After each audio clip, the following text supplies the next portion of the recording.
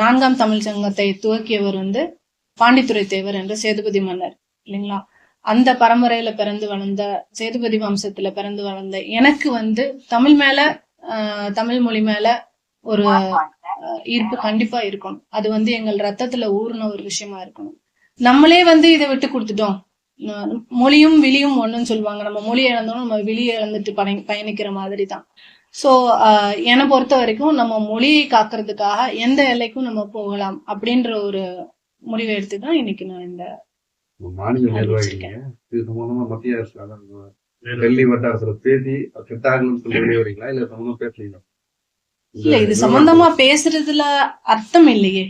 இது சம்பந்தமா நம்ம யாருக்கிட்ட போய் பேசலாம், யாரு இதுக்கான நடவடிக்கை எடுப்பாங்க? நான் மாநில தலைவர் கிடையாது இல்ல, மாநில தலைவர் தான் அதை முன்னெடுக்கணும்.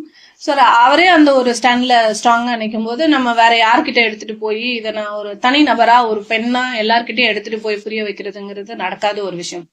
நம்ம ஒரு இடத்துல ஒரு கொள்கை மாறுபட்டு ஒரு இடத்துல நம்ம பயணிக்கிறது கஷ்டம்னா நம்ம தான் விளைவிக்கணும் ஒழிய இருக்கவங்க எல்லாரையும் புரிய வச்சு அவங்களுக்கு எடுத்துரைக்கிறதுங்கிறது கஷ்டமான ஒரு விஷயம்.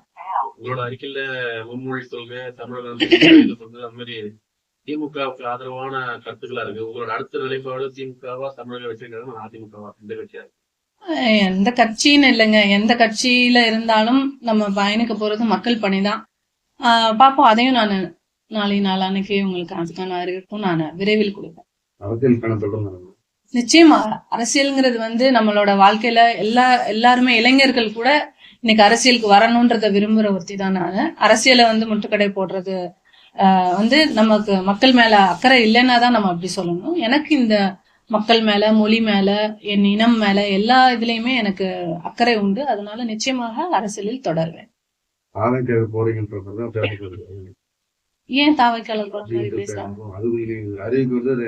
அறிவிக்கிறேன், நாளைக்கு நாளானைக்கு அறிவிக்கிற அவசரம் வேணாமே. நான் கண்டிப்பா அதையும் அறிவிக்காம யாரும் எதுவும் செய்ய மாட்டோம். நிச்சயமா எதுவா இருந்தாலும் எந்த ஒரு இதா இருந்தாலும் நான் அறிவிக்கிறேன்.